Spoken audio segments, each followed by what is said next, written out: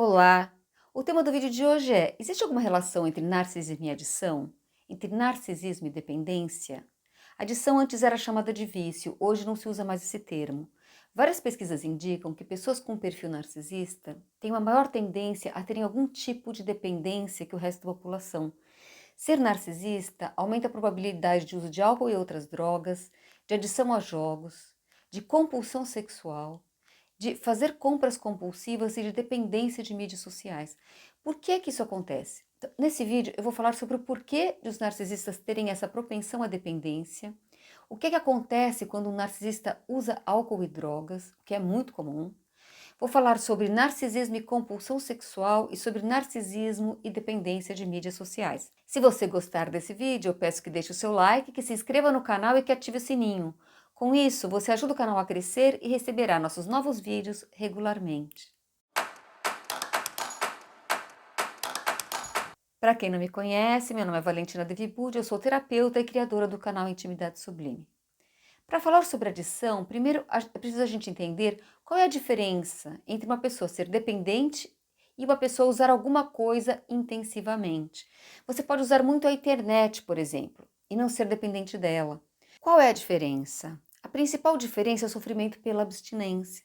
Quando a pessoa quer uma coisa e não consegue, ela pode ter uma sensação muito ruim, ela pode sofrer com isso, mas dependência é outra coisa. Uma pessoa dependente não consegue suportar a abstinência, ela não consegue substituir o objeto ao qual ela é adicta por uma outra coisa. E a sua falta provoca uma dor, parece que a pessoa não vai conseguir sobreviver sem aquilo. Só aquele objeto consegue diminuir a dor que ela sente. Quem é adicto ao jogo, por exemplo, não consegue trocar por fazer alguma outra coisa, como ir para a praia ou ver os amigos. O jogo não tem nenhum substituto possível. Isso faz que quem tem uma adição seja um escravo. Aliás, essa é a origem da palavra adição. Segundo o psicanalista Paulo de Santi, em seu curso Vida Conectada, o que está em jogo e como nos afetamos, no direito romano, quando uma pessoa não pagava uma dívida para outra, ela se tornava adicta. Ela era adicionada, ela passava a ser escrava da outra pessoa como forma de pagamento. Uma pessoa adicta, ela é escrava da sua dependência. Segundo ele, quando uma pessoa fica dependente, isso não significa que ela tenha se tornado dependente, mas que ela permaneceu dependente. Por que ele diz isso? Porque quando nascemos, todos somos dependentes. Nessa fase da vida, todos precisamos ter sido cuidados por alguém para que a gente tenha conseguido sobreviver. Essa dependência é parte da condição humana. A autonomia, e a nossa autonomia é sempre parcial, ela nunca é total, porque nós somos seres sociais. A autonomia é o que a gente busca quando a gente cresce. Uma pessoa dependente é alguém que não conseguiu criar uma condição de autossustentação interna. Em algum grau, ela permanece uma criança e ela transfere essa necessidade que ela tem de ser dependente de uma outra pessoa para alguma atividade, para uma outra pessoa na medida em que ela cresce ou para algumas substâncias. Então, qual é a relação entre narcisismo e dependência? Para a psicanálise, quando nós nascemos, passamos por uma primeira fase chamada de narcisismo primário. Nessa fase, o bebê não consegue se diferenciar do cuidador, não consegue se diferenciar, ele não consegue ver a diferença entre ele e o mundo. É só a gente imaginar o que vive um bebê quando sai do útero, ele ainda não consegue perceber que existe um mundo, que existe alguma coisa fora dele. É muito diferente de um animal que nasce sai andando. O bebê, quando ele nasce, ele acha que ele e o outro, e que quem cuida dele, são uma coisa só. Essa experiência é uma experiência muito intensa, porque quando um bebê se sente mal, seja porque ele está com fome, com frio ou por qualquer outra coisa, ele não entende que existe uma pessoa que vai e vem e cuida dele. Ele vive uma experiência de tudo ou nada. Um bebê pode ter sensações de terror e viver um estresse muito grande, a ponto de poder morrer por causa do grau de estresse. Hoje já está demonstrado pela neurociência que a sincronia que se estabelece entre a mãe e o bebê nos primeiros meses de vida vão ajudar esse bebê a aprender a se autorregular emocionalmente pela vida. Essa profunda dependência que temos nessa fase deixa marcas psíquicas, mesmo que nós não tenhamos memórias conscientes desse período. Então, nessa fase, grande parte do nosso aprendizado é emocional. Aos poucos, com o desenvolvimento da criança, começa para ela o processo de separação. É nesse momento que ela entende que existe uma outra pessoa que cuida dela e que está separada dela. É nessa fase que a criança conseguirá se constituir como um eu. Esse processo pode ou não ser bem-sucedido e, dependendo de como ele se dê, podem ser geradas as patologias narcísicas. O narcisista não conseguiu fazer bem essa separação. Para ele, existe uma confusão entre o eu e o outro. E é por isso que ele precisa tentar controlar e dominar as outras pessoas, para tentar ser, para tentar existir através do outro. O outro, para o narcisista, não existe. Ele é um objeto que ele usa como um complemento, como um espelho que diga para ele quem ele é. Há um vídeo em que eu falo desse processo com mais detalhes e colocarei o link na descrição abaixo, caso você queira vê-lo depois. O paradoxal é que o sonho de Narciso é não precisar de ninguém além de si mesmo. Mas, na realidade, ele não consegue viver sem o outro. Ele depende do suplemento narcísico para tentar alcançar o seu ideal de grandiosidade. Ao mesmo tempo em que ele é dependente, ele sente horror dessa dependência. O ódio que o narcisista deposita no outro é o ódio que ele sente da própria vulnerabilidade. Até aqui, falamos de uma hipótese psicanalítica sobre o que acontece para que uma pessoa se torne dependente e narcisista. No entanto, saber como uma pessoa se torna narcisista não é uma desculpa para a forma como os narcisistas agem. Não existe desculpa para a forma como eles agem. A primeira forma de dependência que é comum aos narcisistas, de que eu vou falar, é a dependência de álcool e drogas. Segundo Ramani Durvásula, o tipo de droga que é consumida por narcisistas tende a variar dependendo do tipo de narcisismo que uma pessoa apresenta.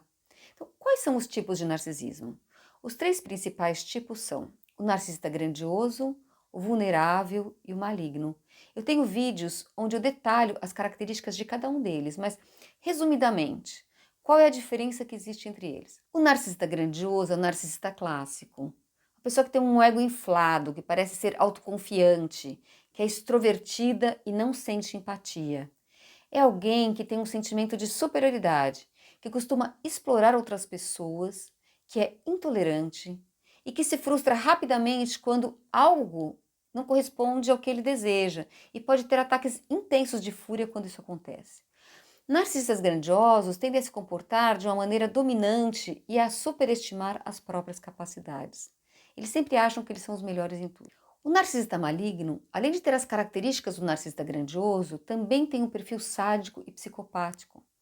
Narcisistas malignos tendem a andar mais no limite da lei, a serem mais controladores com seus parceiros, e a se arriscarem mais e a serem mais violentos e perigosos. Já o narcisista vulnerável tem uma apresentação completamente diferente. A sua principal característica é ser encoberto, é ser oculto. Por isso, é muito mais difícil de ser reconhecido. O narcisista vulnerável ele quer esconder das outras pessoas como ele é. Ele sabe que tem alguma coisa errada com ele. O narcisista vulnerável tende a ter uma baixa autoestima, a ser mais defensivo, fechado, hipersensível a qualquer crítica. Pode sentir muita raiva quando percebe que alguém não considera como acredita que deva ser considerado.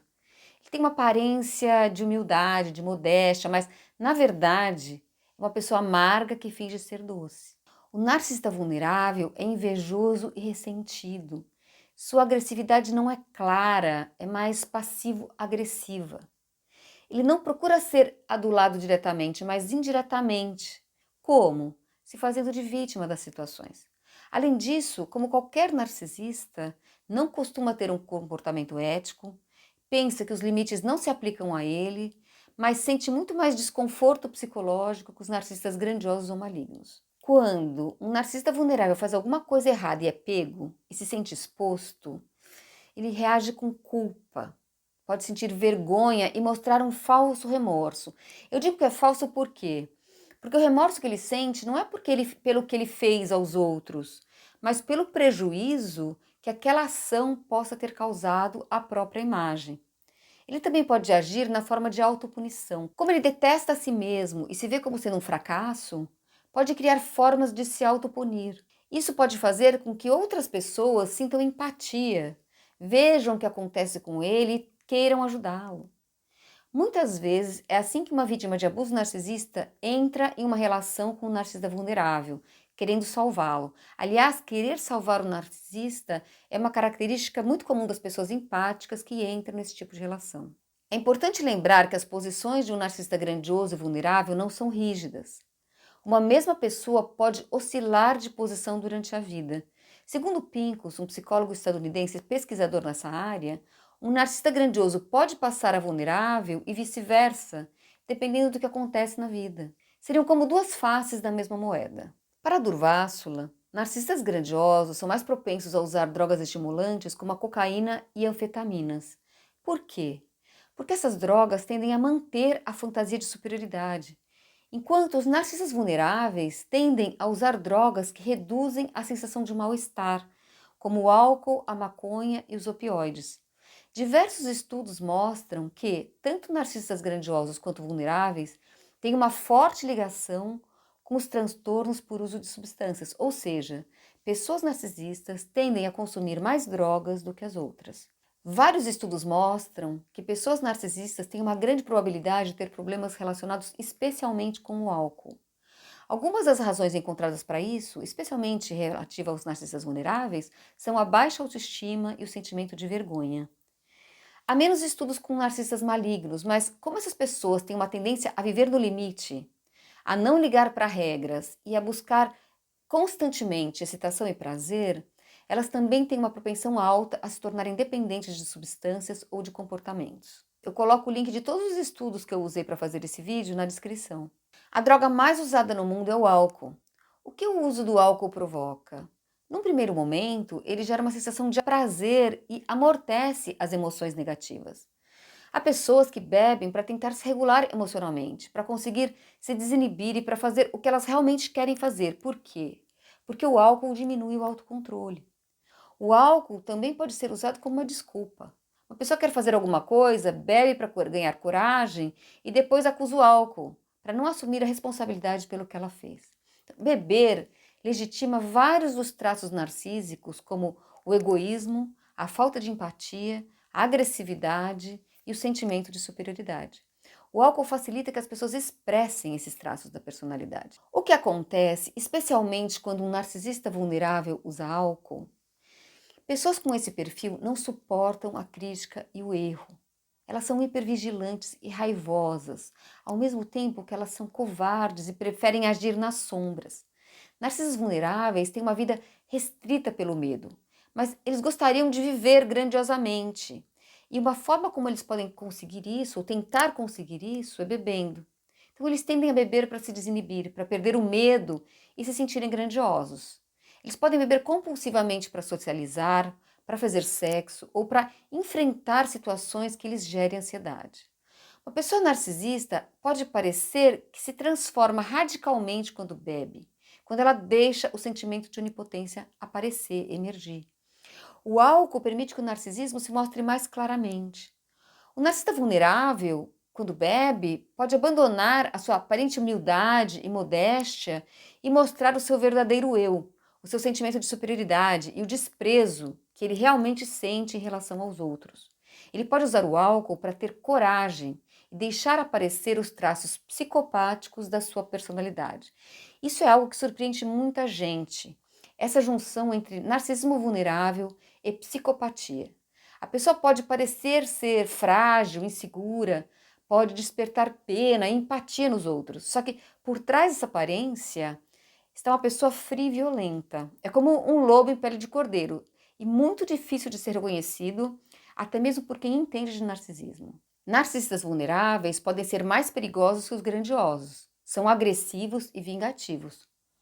Como não sentem empatia nem seguem as regras, têm a habilidade de machucar e, como todos os narcisistas, podem destruir e arruinar a vida de quem está perto. Com o tempo de uso de álcool ou de outra droga, uma pessoa, além de ser narcisista, também pode se tornar adicta, dependente dessa droga. É comum que quando uma pessoa que tem um transtorno de personalidade use drogas, quem está perto tenda a atribuir o seu comportamento às drogas. Achar que, se essa pessoa tratar a dependência, ela poderá mudar. O problema é que, quando essa pessoa consegue se desintoxicar e ficar abstinente, isso não muda o perfil da personalidade. Ela para de beber ou de usar a outra droga, mas continua a não sentir empatia e a ser agressiva. Isso pode gerar muita frustração em quem está próximo, quem está perto, que acreditava que tirando a droga, a pessoa mudaria de comportamento. Agora eu vou falar sobre o narcisismo e a adição ao sexo, também chamada de compulsão sexual. Pesquisas indicam que há uma forte ligação entre comportamentos sexuais considerados problemáticos, como a infidelidade, a violência sexual e a compulsão sexual, e o narcisismo, especialmente o narcisismo grandioso e o maligno. Atualmente, a adição ao sexo e a adição à pornografia não são considerados distúrbios psicológicos que possam ser diagnosticados. Ou seja, segundo o Manual Diagnóstico e Estatístico de Transtornos Mentais, o DSM-5, a compulsão sexual não é considerada uma doença mental. Mas existe um grande debate em relação a isso. Em 2022, a Organização Mundial da Saúde, a OMS, incluiu o comportamento sexual compulsivo na Classificação Internacional das Doenças, na sua 11ª versão, o CID-11. Ramani Durvasula considera que a adição ao sexo pode ser pensada como um sintoma de um desequilíbrio narcísico. O que é um comportamento sexual compulsivo? É quando uma pessoa não consegue controlar o seu comportamento sexual. Ela pode ter pensamentos sexuais constantes que interferem na sua capacidade de trabalhar, de manter relacionamentos e de realizar as suas atividades diárias. São 5 as características que indicam que um comportamento sexual seja compulsivo. Primeiro, o foco central da vida da pessoa passa a ser as atividades sexuais repetitivas, a ponto dela descuidar da saúde, da aparência e de deixar de ter outros interesses além do sexo. Segundo, seu comportamento sexual lhe causa sofrimento ou prejuízo significativo na vida pessoal, familiar, social, educacional e ocupacional. Terceiro, a pessoa se esforça para tentar reduzir esse comportamento sexual repetitivo, mas não consegue. Quarto, o comportamento permanece mesmo que ele traga consequências negativas. E quinto, a pessoa tem dificuldades em controlar esses impulsos sexuais por um período prolongado de tempo. Existem diferentes práticas sexuais compulsivas. Algumas pessoas podem sentir um desejo intenso de se masturbar várias vezes por dia. Outras podem sentir a necessidade de se envolver em relações sexuais com vários parceiros diferentes. Outras consomem muita pornografia. A questão da dependência não é o sexo em si, mas a falta de controle. Um artigo de 2014, que é uma revisão de muitos outros estudos, relata que entre 3 e 6% de pessoas dos Estados Unidos tinham um comportamento sexual compulsivo.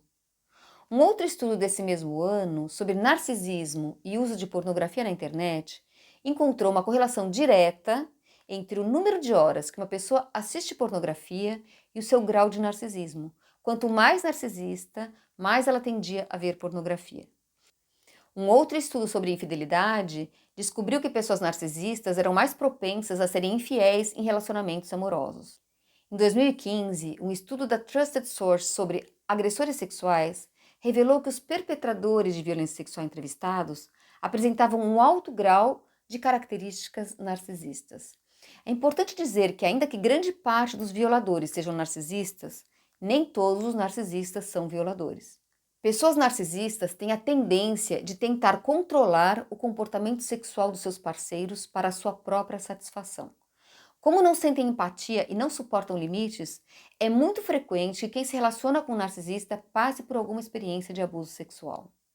E sobre narcisismo e dependência de redes sociais, embora seja um fenômeno relativamente novo, a adição em mídia social é cada vez mais comum e reconhecida. Segundo Pedro de Santi, a gente vive em uma cultura em que somos praticamente empurrados para uma experiência de gozo permanente. A cultura contemporânea estimula a compulsão e a dependência, e as redes sociais são mais um campo para isso. A internet é um grande espelho onde as pessoas desejam ser aceitas pelas outras. Quando isso não acontece, quando uma pessoa não tem nas mídias sociais o reconhecimento que ela espera, ela pode se desesperar e tentar se adaptar o tempo todo ao que ela acredita que os outros esperam dela, para tentar ser aceita. E isso pode levar a uma compulsão. Só que a internet não é um espaço livre. Ela é comandada por empresas com interesses comerciais e as redes sociais foram desenhadas para serem aditivas, para gerar independência. Elas estimulam uma forma de comunicação superficial entre as pessoas, principalmente através da imagem, o que permite muita projeção, muita idealização, muita fantasia. Elas foram feitas por e para narcisistas. O narcisismo domina as redes sociais. Uma meta-análise de 2018 Meta-análise é um estudo que agrega os dados de muitos outros estudos sobre o mesmo assunto. Esse estudo analisou resultados de 62 pesquisas sobre narcisismo e consumo de redes sociais e descobriu que indivíduos com narcisismo grandioso têm, em média, mais amigos e seguidores nas redes, postam com mais frequência, passam mais tempo nas mídias sociais do que as outras pessoas. Eles também postam mais selfies, o que é uma coisa previsível. Um outro estudo de 2021 sobre narcisismo em redes sociais descobriu que narcisistas vulneráveis eram mais propensos a terem dúvidas em relação ao número de curtidas e comentários que recebiam, a serem mais sensíveis aos comentários negativos, a experimentarem mais sentimentos de vergonha e de ciúme. Verificaram também que narcisistas vulneráveis passavam mais tempo online do que narcisistas grandiosos. Como a gente pode ver, todas as pesquisas que buscaram relacionar narcisismo e dependência, seja de álcool e drogas, de sexo compulsivo ou de uso de mídias sociais, encontraram resultados que indicam que pessoas com perfil narcisista tendem a ter mais comportamentos de adição e de dependência do que o resto da população. Isso indica que a relação que existe entre dependência e narcisismo patológico está na base do próprio narcisismo e que a tendência a usar substâncias e a ter comportamentos compulsivos é apenas uma consequência dessa questão. Eu espero ter ajudado e até a próxima. Tchau!